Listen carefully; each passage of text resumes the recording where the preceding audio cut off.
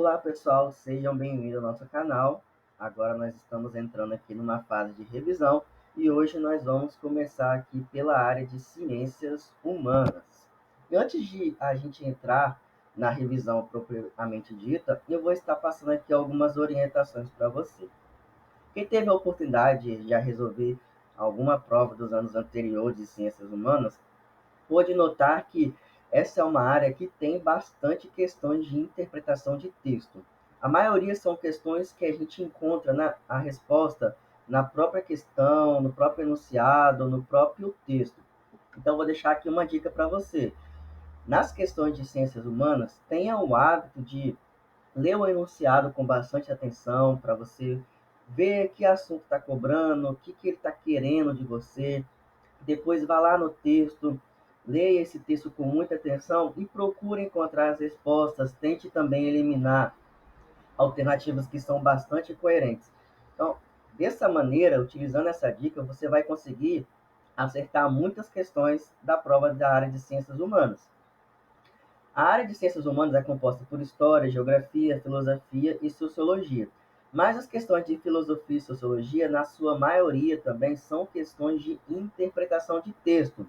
Elas não vão te cobrar um conhecimento específico sobre algum sociólogo, algum conhecimento específico de algum filósofo, mas vão te cobrar o quê? Interpretação de texto. Por isso, também, né, preste bastante atenção, procure ler o enunciado com bastante atenção e procure interpretar a questão com bastante atenção também, porque você vai conseguir acertar, assim, boa parte das questões dessa área.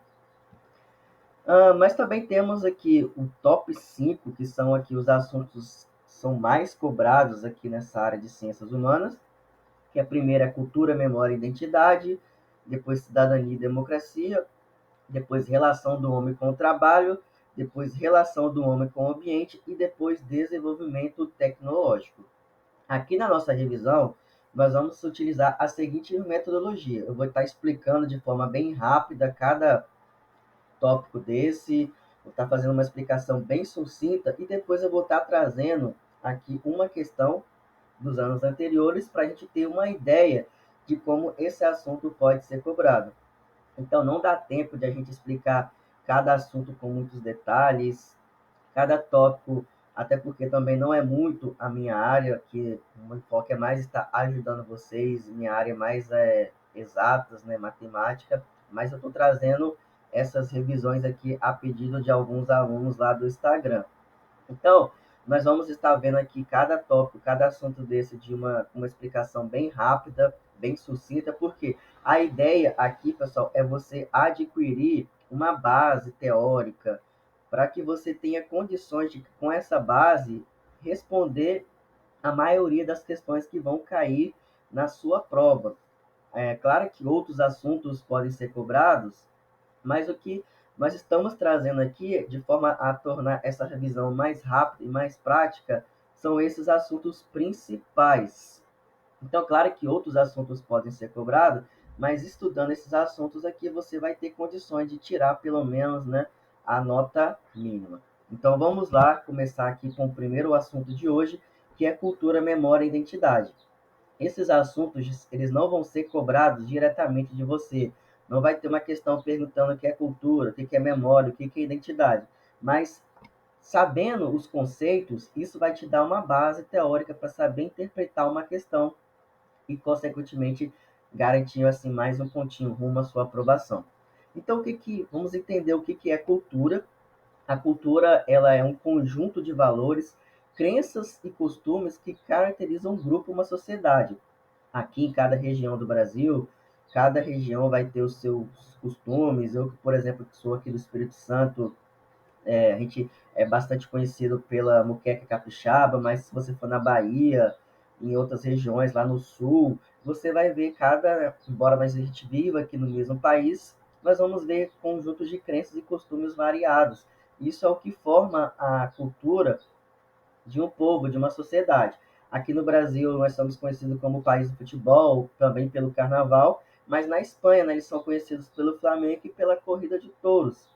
Então, nós vamos ver que a cultura ela varia continente para continente, de região para região, de grupo para grupo. Nós temos a cultura material, que se caracteriza pelas manifestações físicas. Então, nós podemos ter exemplos aqui dos artesanatos, que um certo grupo faz, dos casários coloniais, mas nós também temos exemplos de cultura imaterial, que também pode ser cobrado na sua prova esse conceito, que são o quê? As tradições e as práticas, como a festa junina, as lendas do folclore. Nós temos o conceito de memória, e memória é o que? É a gente lembrar, registrar, transmitir experiências e tradições do passado. Então, quando a gente faz alguma festa, ou quando a gente senta para contar histórias, nós estamos exercitando a memória, que é lembrar, transmitir experiências e tradições do passado. Nós também temos o conceito de identidade, que é o reconhecimento de si e de seu grupo, moldado pela cultura, memória e experiências. É a forma como nós reconhecemos e expressamos nossa singularidade e pertencimento. Nós podemos traçar assim, uma relação entre a cultura, a memória e identidade. A gente pode dizer que a cultura ela é capaz de moldar nossas memórias e valores, a memória ela influencia a construção da identidade e a identidade ela reflete a conexão com a cultura e a memória. Então, pessoal, esses conceitos aqui são importantes para a gente resolver algumas questões aqui do Enseja. Então, a primeira questão aqui que eu trouxe de exemplo para vocês é uma questão que fala do Bumba Meu Boi, do Maranhão, e vamos ver aqui o enunciado que está perguntando que, quanto ao festejo apresentado, sua identificação como patrimônio brasileiro diz respeito à valorização da... Então, pessoal, nós vamos ver aqui que essa festa aqui do Bumba Meu Boi, ela tem como objetivo valorizar o quê? A identidade popular e as tradições culturais de uma certa região, como no caso aqui do Maranhão, conforme a gente viu no slide anterior. As festas, as tradições, tudo é o que? São expressões da cultura e da identidade de um certo povo, de um certo grupo. Vamos ver aqui outra questão. O samba foi considerado patrimônio histórico imaterial, porque essa categoria de patrimônio permitiria incluir. Então, nós já estamos vendo aqui, conforme já falei, a dica, leia o enunciado, veja o que a questão está pedindo, depois você vai ver se tem necessidade ou não de você ler o texto. No caso, a questão está perguntando aqui que o samba é considerado um patrimônio imaterial, por quê? Porque o patrimônio imaterial diz respeito aos conhecimentos, às tradições e às práticas populares tradicionais, conforme a gente viu no slide anterior. Se você notar aqui as outras alternativas, são tudo exemplo de cultura de patrimônio material.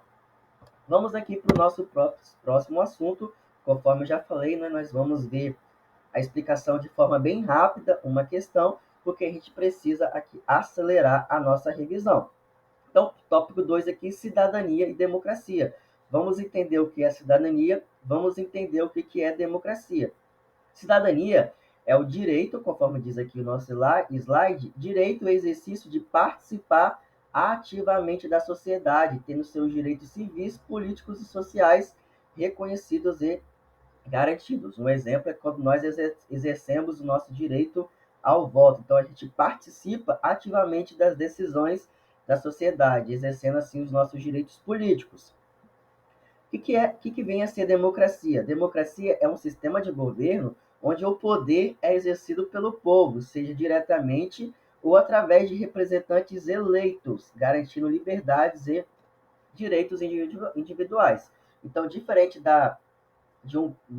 vamos dizer assim, de um país que tem um governo assim que não é democrático, que é monocrático, em que os cidadãos eles não têm o direito de exercer, de escolher os seus representantes, é uma, vamos dizer assim, uma ditadura que vai passando, né, de geração para geração, como na época dos reis do absolutismo, que dizia que o rei era escolhido por Deus, e assim os cidadãos, né, não tinham direito de escolher, de participar das decisões políticas, porque tudo era centrado em torno do rei, em torno de um representante eleito de forma que nem era eleito, era colocado lá de forma monocrática. Mas hoje a gente vê os conceitos de democracia, que nós podemos participar das decisões aqui do nosso país, escolhendo representantes eleitos ou exercendo assim o poder de forma direta.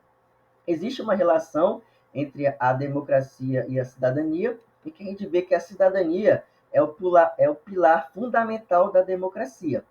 Em uma democracia saudável, os cidadãos têm seus direitos protegidos e são encorajados a participar ativamente da vida política e social.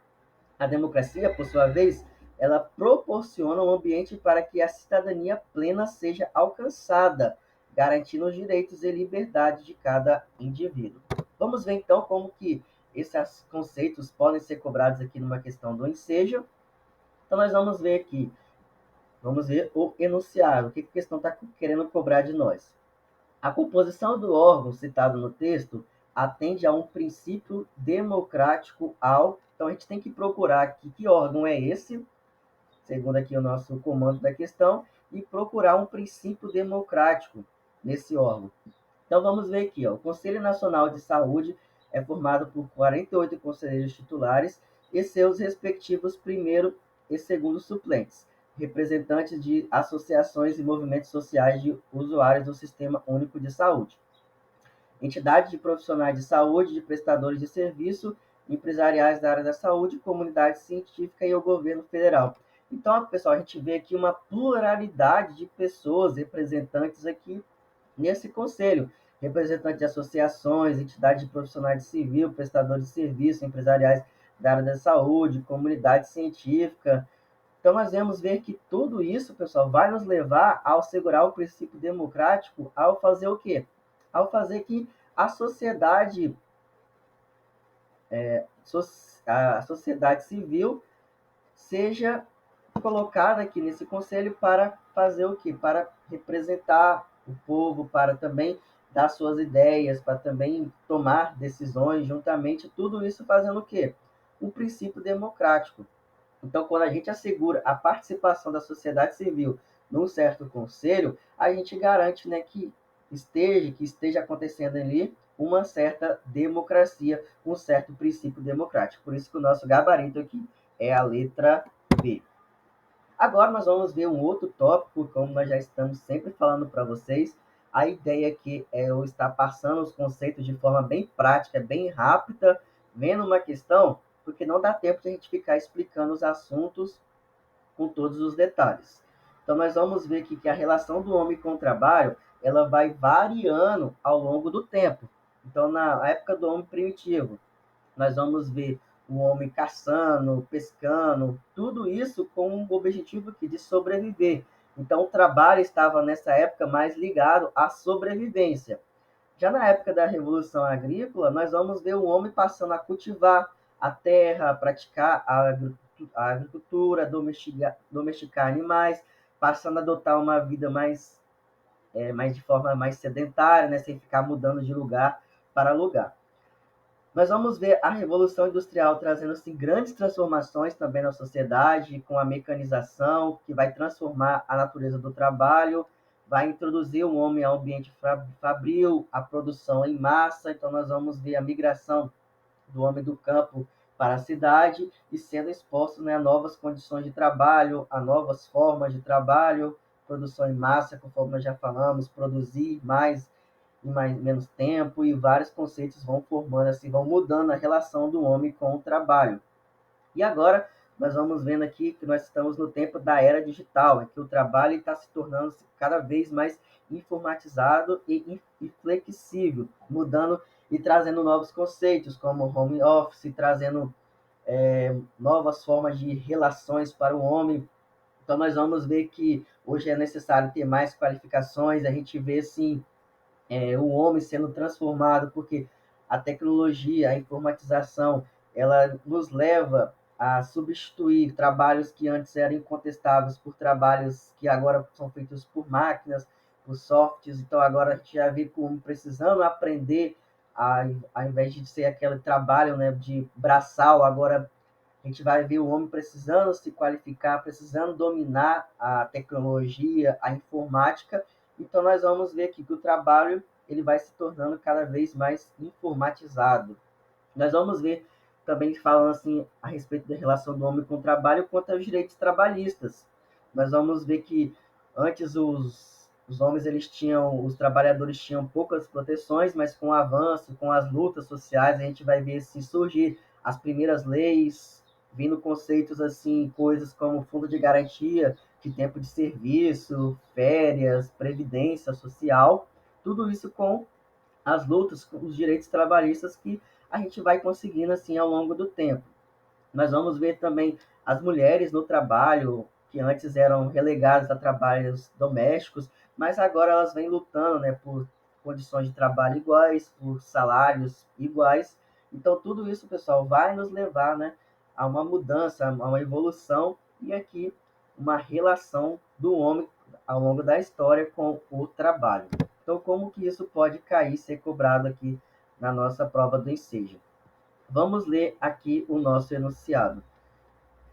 Sobre o valor do trabalho na vida humana, Voltaire, no contexto do iluminismo, destaca alguns de seus aspectos positivos. Máximo, no contexto posterior à Revolução Industrial, aponta para uma visão bastante negativa acerca do mesmo elemento.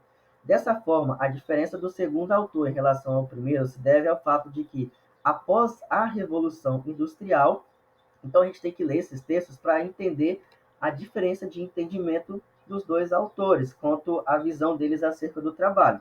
Então nós temos que Voltaire diz: o trabalho espanta três males: o vício, a pobreza e o tédio. Já Máximo vai dizer: quando o trabalho é prazer, a vida é uma grande alegria. Quando é dever, a vida é escravidão. Então a gente vê que o trabalho ele teve uma grande mudança de entendimento, porque o trabalho, ele, em troca de, vamos ler que vai ser a alternativa C, o trabalho em troca de salários baixos se tornou a única opção para a maioria das pessoas, porque com a Revolução Industrial, com o surgimento das fábricas, com o surgimento da produção, as pessoas elas tiveram que migrar do campo para a cidade, então o trabalho passou a ser exercido às vezes em condições precárias e as pessoas tinham que submeter a isso em troca de baixos salários, por quê?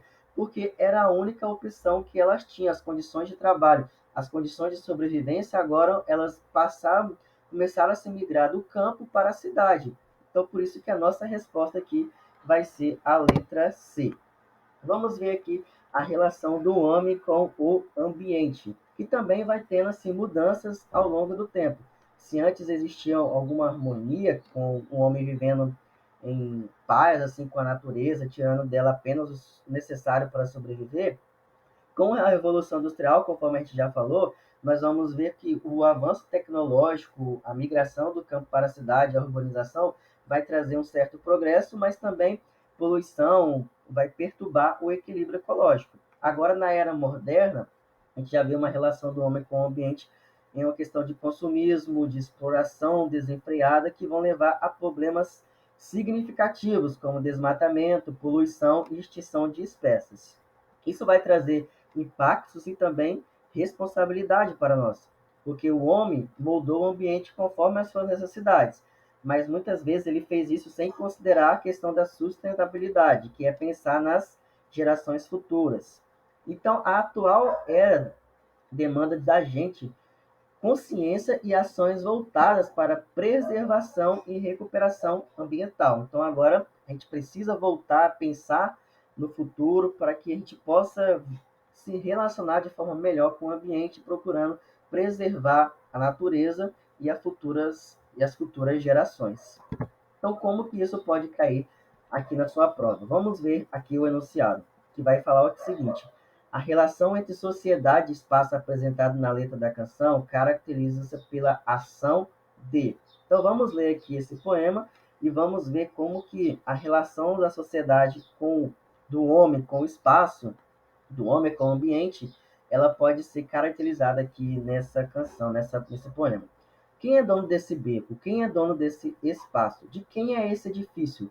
De quem é esse lugar? É meu esse lugar, é nosso esse lugar. Sou carioca, pô. Eu quero meu crachá. Sou carioca, brasileira e vascaína. Então, pessoal, o que a gente pode ver aqui? A pessoa se perguntando de quem é esse edifício, de quem é esse lugar. Então, nós vamos ver aqui uma relação de apropriação de territórios urbanos. A pessoa se perguntando de quem é esse lugar. Ela está falando aqui que é nosso esse lugar. Então é como se ela estivesse vendo aqui o seu lugar, o seu território sendo tomado. Então nós estamos vendo aqui uma relação, uma ação de apropriação de territórios urbanos, por isso que o nosso gabarito aqui dessa questão vai ser a letra D. Vamos aqui para o nosso último tópico, que é falar sobre desenvolvimento tecnológico. Então, na antiguidade, nós vamos ver assim, o homem criando as suas primeiras ferramentas e invenções, como a roda e o sistema de irrigação. Depois, com a Revolução Industrial, nós vamos ver o surgimento das máquinas a vapor e também da eletricidade, que vão revolucionar a produção, conforme a gente já falou também no slide anterior. E agora, na era da informação, a gente vai ver o quê? Os computadores, a internet, a era digital, a inteligência artificial, que tem transformado a nossa forma de se comunicar, a nossa forma de trabalhar e também o potencializando, né, o fenômeno da globalização, em que a gente consegue se comunicar, fazer negócios com as pessoas de todo o mundo em questão assim de segundos. Isso vai trazer também para a gente consequências e reflexões. Nós vamos ver progresso, como melhorias na qualidade de vida, aumento da expectativa de vida e avanços na medicina. Isso a tecnologia ela tem trazido para nós. Mas também nós vamos ver desafios, porque a gente tem que pensar se nós vamos ficar totalmente dependentes da tecnologia, como que vai ser as questões de privacidade dos nossos dados pessoais, né, que podem ser acessados, e também a questão de impactos ambientais, até que ponto, né, a tecnologia ela pode ser desenvolvida sem a gente pensar no que ela traz para o meio ambiente, nos impactos que ela pode trazer para o planeta Terra. O futuro, conforme eu já falei, da inteligência artificial, a biotecnologia, que são grandes desenvolvimentos, grandes possibilidades, mas tem que fazer a gente pensar também em dilemas éticos, né? Será que essa tecnologia ela tem que trazer limites para nós? Então são reflexões que a prova do Enseja vai trazer para vocês e que a gente tem que pensar. Vamos ver aqui como que isso é possível de cair aqui em algumas questões. Então vamos ver diretamente o enunciado que vai dizer assim: de acordo com o texto, a organização da sociedade influencia e é influenciada pelo seguinte aspecto. Então, nós temos que procurar aqui no texto o que a organização da sociedade ela é capaz de influenciar e ser influenciada. Que aspecto, né? Vamos ver aqui então. Ao longo do tempo, as sociedades evoluíram de padrões de organização simples, como as tribos de coletores e caçadores, e posteriormente as aldeias rurais, para padrões mais complexos, que originaram as vilas e depois as cidades. Novos padrões sociais e culturais, novas formas de produção e comércio de interação e colaboração, assim como novos códigos de conduta e leis, novas organizações de comando e controle e de participação também evoluíram ao longo do tempo. Nós vamos ver que os arquedutos humanos ou sistemas de esgotos londrinos, os motores a vapor ou os elétricos, as lâmpadas incandescentes ou as LED, o rádio, o automóvel, para além de outras tantas que a seu tempo moldaram o que somos hoje, criando, promovendo e fortalecendo diferentes formas de socialização. Então, nós vamos ver a sociedade sendo influenciada e influenciando o quê? Conforme já falamos, estamos vendo aqui, os arquedutos, os motores a vapor, tudo isso é o quê? É o desenvolvimento tecnológico que tem moldado a nossa forma de ser. Então, a gente está sendo influenciado, estamos influenciando pelas questões, né, que a tecnologia ela traz aqui para nossas vidas. Então, agora que a gente já viu os principais assuntos, conforme eu já falei, a ideia era somente dar uma explicação rápida e mostrar como que cai com alguns exemplos de questões dos anos anteriores. Agora, o que você vai fazer? Eu vou deixar aqui um simulado com 5 questões inéditas para você treinar a sua capacidade de interpretação, de buscar na questão a resposta. Vou deixar aqui o link na descrição. E o que você vai fazer também? Vai resolver a prova de Ciências Humanas do ano de 2020. Essa prova você pode resolver através de um PDF que eu vou deixar para você também aqui no link da descrição, ou você vai baixar o aplicativo Prepara Enseja. É importante que você faça pelo menos uma questão dos anos anteriores para você treinar a sua capacidade de interpretação e você se familiarizar como que as questões elas são cobradas. Conforme eu já falei, a maioria das questões você vai conseguir resolver lendo a questão, lendo o enunciado, lendo o texto e buscando a resposta, eliminando alternativas ou pensando, buscando no próprio texto da questão. Então, o que eu tinha para passar para vocês é hoje, o que tinha para passar para vocês é isso, desculpe. Eu espero que vocês tenham conseguido entender. Se ficar com alguma dúvida, é só deixar aqui nos comentários que eu vou estar ajudando vocês. E continue nos acompanhando aqui para as próximas revisões de ciências da natureza, de matemática, linguagens e algumas dicas de radiação. Então, pessoal, fique com Deus. Por isso, por hoje é só. Tchau, tchau.